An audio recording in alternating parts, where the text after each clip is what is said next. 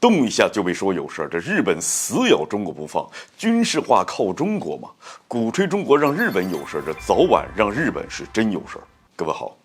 欢迎来到康徐说。日本加速军事化，要说贡献最大的是谁呢？还真不是美国。虽然美国在支持日本军事化，日本在加速军事化的时候啊，那还要跑去跟美国汇报一下。但是日本现在加速军事化最大的功臣，或许还得是咱中国。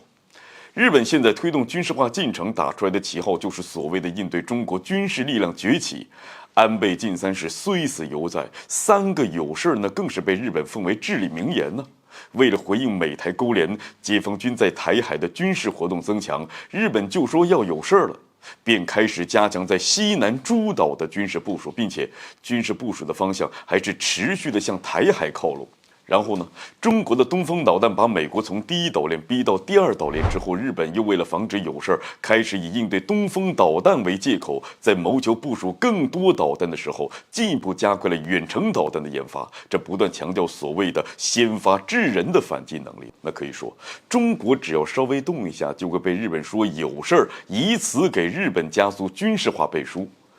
可以说是为了军事化，日本在极力打造一个受害者的形象，将中国塑造成为一个迫害者。日本加速军事化，不断突破专属防卫的限制，就是要应对所谓来自中国的威胁，甚至为了更好地将中国塑造成为迫害者，塑造成威胁日本安全的凶手，日本就更加卖力地监视起了解放军的活动。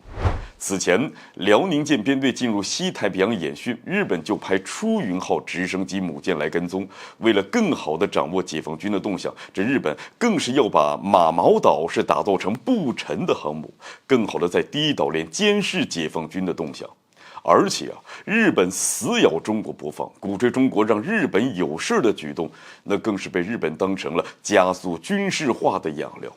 在日本看来，这不仅能够应对所谓的有事，也能够让日本找点事儿出来。就好比之前解放军演习，这东风导弹在台海炸响，日本就来了一个东风导弹打倒了日本所谓的专属经济区。这如今呢，所谓的中国海军测量船开进了日本领海，那更是不止一次被日本拿出来博同情啊。那这些被日本无端找出来的事儿，都在日本的刻意渲染之下，成了日本必须加速军事化的理由。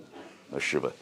谁还能不清楚日本那点小心思呀？这日本现在搞得像军事化靠中国，是中国军事增长给了日本压力，才被动加速军事化进程一样。其实谁都很清楚，那包括美国也很清楚，这不过就是一直想要重新军事崛起的日本，看准了这个中美对抗加剧、俄乌冲突影响到全球安全的风向，想要趁机的实现日本的军事野心罢了。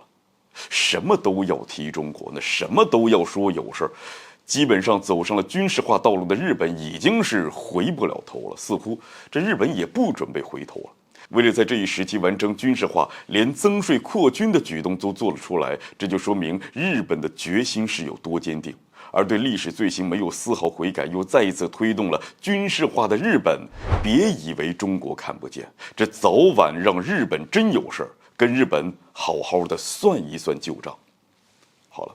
本期节目就进行到这儿，欢迎点赞转发，留下您的精彩评论。